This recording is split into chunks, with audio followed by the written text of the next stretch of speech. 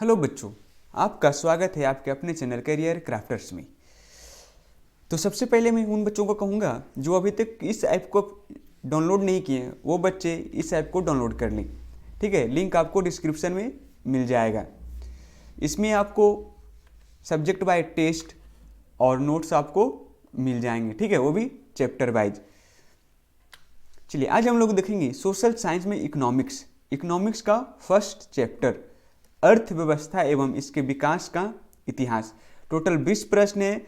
जो भी टोटल 20 प्रश्न है वो बहुत ही महत्वपूर्ण प्रश्न है जो आपके एग्जाम में बार बार पूछे जाते हैं। ठीक है, जो भी 20 प्रश्न है वो बार बार आपको एग्जाम में पूछे जाते हैं। तो चलिए शुरू करते हैं। सबसे फर्स्ट नंबर क्वेश्चन कह रहा है, उद्योग को किस क्षेत्र में सम्मिलित किया जाता है? उद्योग को किस क्षेत्र में सम्मिलित किया जाता है? तो कौन सा क्षेत्र में? द्वितीयक क्षेत्र में। ठीक है, द्वितीयक क्षेत्र किसको बोलते हैं? उद्योग क्षेत्र को हम लोग बोलते हैं। ठीक है, चलिए सेकंड नंबर क्वेश्चन है आपका, मिश्रित अर्थव्यवस्था का अर्थ होता है। ठीक है, मिश्रित अर्थव्यवस्था का अर्थ है औद्योगिक विकास में विदेशों का सहयोग नहीं है, सार्वजनिक तथा निजी क्षेत्रों का अस्तित्व ये भी नहीं है, बृहत एवं कुटीर उद्योगों का सह अस्तित्व ये भी नहीं। उपयुक्त में से कोई नहीं हो जाएगा। तो मिश्रित अर्थव्यवस्था किसको कहते हैं? जहाँ पूंजीवादी अर्थव्यवस्था और समाजवादी अर्थव्यवस्था दोनों शामिल हो, उसे क्या कहते हैं? मिश्रित अर्थव्यवस्था कहते हैं। तो इनमें से क्या हो जाएगा? इनमें से कोई नहीं। ठीक है, चलिए थर्ड नंबर क्वेश्चन देखते हैं। थर्ड नंबर क्वेश्चन कह रहा है कि भारत के कितने प्रतिशत लोग रोजगार की दृष्टि से प्राथमिक क्षेत्र पर निर्भर हैं? कहता है कितने प्रतिशत लोग जो हैं वो प्राथमिक क्षेत्र पर निर्भर है। ठीक है, प्राइमरी सेक्टर पर डिपेंड है। तो कितने लोग हैं? 61%। ठीक है, जो 61% जो लोग हैं वो प्राथमिक क्षेत्र पर रोजगार की दृष्टि से निर्भर हैं। ठीक है, चलिए 4 नंबर क्वेश्चन है कि भारत की राष्ट्रीय आय में सबसे कम योगदान किस क्षेत्र का है? कहता है सबसे कम योगदान किस सेक्टर का है? तो किसका है? द्वितीयक क्षेत्र का। ठीक है, द्वितीयक क्षेत्र का सबसे कम है। चलिए 5 नंबर क्वेश्चन है, प्राथमिक क्षेत्र में सम्मिलित आर्थिक गतिविधि है। सम्मिलित प्राथमिक सेक्टर में है ना, प्राइमरी सेक्टर में कौन कौन सा एक्टिविटी है जो शामिल है? मत्स्य भी शामिल है, कृषि भी शामिल है और डेयरी भी शामिल है। इनमें से क्या हो जाएगा? उपयुक्त सभी। ठीक है, तीनों है जो शामिल है प्राइमरी सेक्टर में। चलिए 6 नंबर क्वेश्चन है, भारत की राष्ट्रीय आय में सर्वाधिक योगदान किस क्षेत्र का है? तो कहता है कि भारत का राष्ट्रीय आय में सर्वाधिक योगदान किस क्षेत्र का है? तो तृतीयक क्षेत्र का। ठीक है, तृतीयक क्षेत्र सेवा क्षेत्र को कहते हैं। सेवा क्षेत्र का योगदान सबसे ज़्यादा है राष्ट्रीय आय में। चलिए 7 नंबर क्वेश्चन है, अर्थव्यवस्थाओं के मुख्य प्रकार हैं।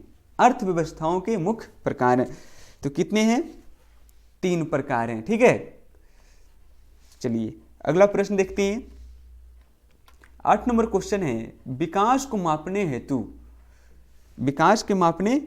हेतु सॉरी एक मिनट, HI। ठीक है, विकास को मापने हेतु HI के अतिरिक्त अन्य कौन सा मापदंड है? तो HI के अतिरिक्त है ना। तो इसमें क्या होता है? प्रति व्यक्ति आय को भी, साक्षर दर को और स्वास्थ्य को भी नापते हैं। ठीक है, ह्यूमन इंडेक्स। ठीक है, सॉरी चलिए इस क्वेश्चन को छोड़ देते हैं। ठीक है, बाकी देखते हैं 9 नंबर क्वेश्चन। 9 नंबर क्वेश्चन है, निम्नांकित में किस राज्य को एक पिछड़ा राज्य कहा जाता है? तो किसे कहा जाता है सबसे पिछड़ा राज्य? किसे? बिहार को कहा जाता है। ठीक है, चलिए 10 नंबर प्रश्न है मेरा। 10 नंबर कहता है, इनमें से कौन सा देश में समाजवादी अर्थव्यवस्था है? समाजवादी अर्थव्यवस्था तो कहाँ है? रूस में है। ठीक है, समाजवादी अर्थव्यवस्था रूस में है। चलिए 11 नंबर प्रश्न है आपका कि भारत में योजना आयोग का गठन कब किया गया था? कह रहा है भारत में योजना आयोग का गठन कब किया गया था? 15 मार्च 1950 को, ठीक है, 15 मार्च 1950 को किया गया था। चलिए 12 नंबर प्रश्न है कि भारत में नीति आयोग की स्थापना हुई, कि भारत में नीति आयोग की स्थापना कब हुआ था? 2015 में, ठीक है। योजना आयोग को ही 2015 में बदल दिया गया, क्या? नीति आयोग में। इसके जो अध्यक्ष होते हैं वो कौन होते हैं? देश के प्रधानमंत्री होते हैं, ठीक है। चलिए 13 नंबर क्वेश्चन है, इनमें कौन सा देश में मिश्रित अर्थव्यवस्था है? मिश्रित अर्थव्यवस्था इनमें से किसमें है? तो किसमें है?